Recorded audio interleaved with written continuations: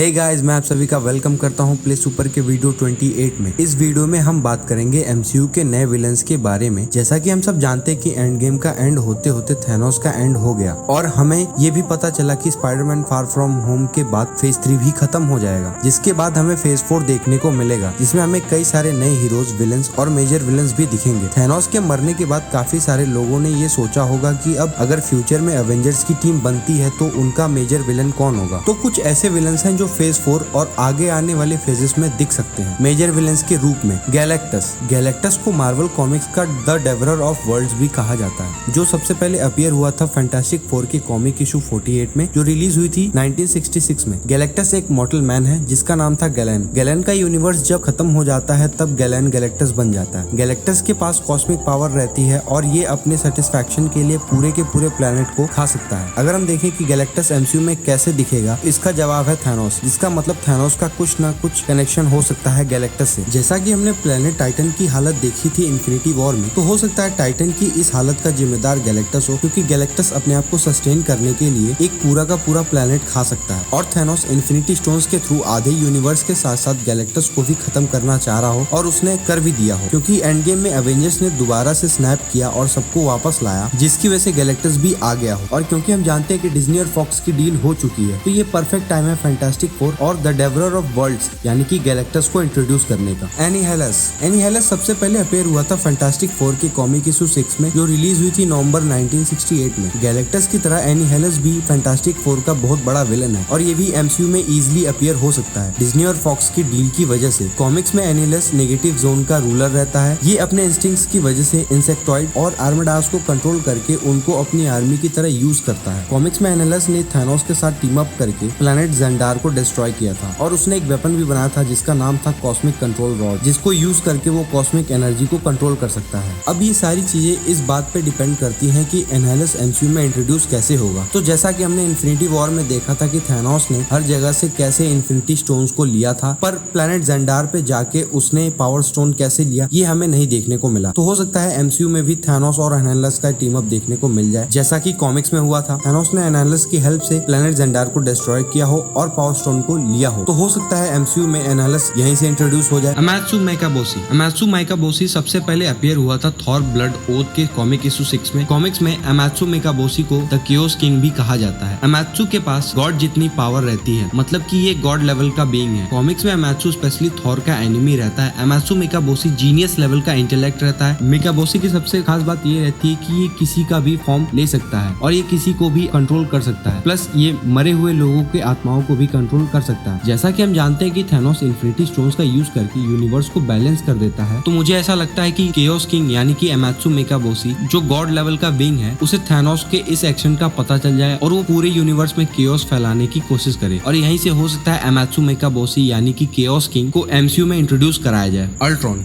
हम सभी जानते हैं कि अल्ट्रॉन अभी जिंदा है, वो दोबारा आएगा। अब तक तो उसे पता चल ही गया होगा कि टोनी स्टार्क अब नहीं है, तो वो खुद को बेहतर बनाने के लिए जस्टिन हैमर की हेल्प ले सकता है, जो फेज 1 के बाद कहीं नहीं दिखा। और क्योंकि टोनी के पास सभी लोगों के डिटेल्स थे, तो जस्टिन हैमर के डिटेल्स भी जरूर रखे होंगे। और क्योंकि अल्ट्रॉन टोनी के पूरे सिस्टम को हैक कर चुका था, तो इसी की हेल्प से अल्ट्रॉन जस्टिन तक पहुंचे। या तो वो जस्टिन हैमर के सिस्टम को हैक करे या फिर जस्टिन से हेल्प ले, उसके थ्रू वो खुद को बिल्ड कर ले और अवेंजर्स से लड़ने दोबारा आए। अल्ट्रॉन अवेंजर्स की एनिमेटेड टीवी सीरीज में भी ऐसा ही कर चुका है, तो हो सकता है हमें एमसीयू में ऐसा कुछ देखने को मिल जाए। तो गाइज, ये थी एक छोटी सी वीडियो फेज 4 से रिलेटेड कुछ विलन्स के बारे में। अगर आप सबको मेरी ये वीडियो पसंद आए तो इसे लाइक और शेयर करना मत भूलिएगा। कई सारे अमेजिंग सुपर हीरो फैक्ट्स के लिए आप हमें इंस्टाग्राम पे भी फॉलो कर सकते हैं, और भी ऐसे कई सारे मस्त कंटेंट्स के लिए आप हमारे चैनल को सब्सक्राइब करना ना भूलें, और हाँ, बेल आइकन जरूर प्रेस कर दीजिएगा ताकि आप हमारे अपलोड से नोटिफाई होते रहें। Thank you guys, this is RS, play on.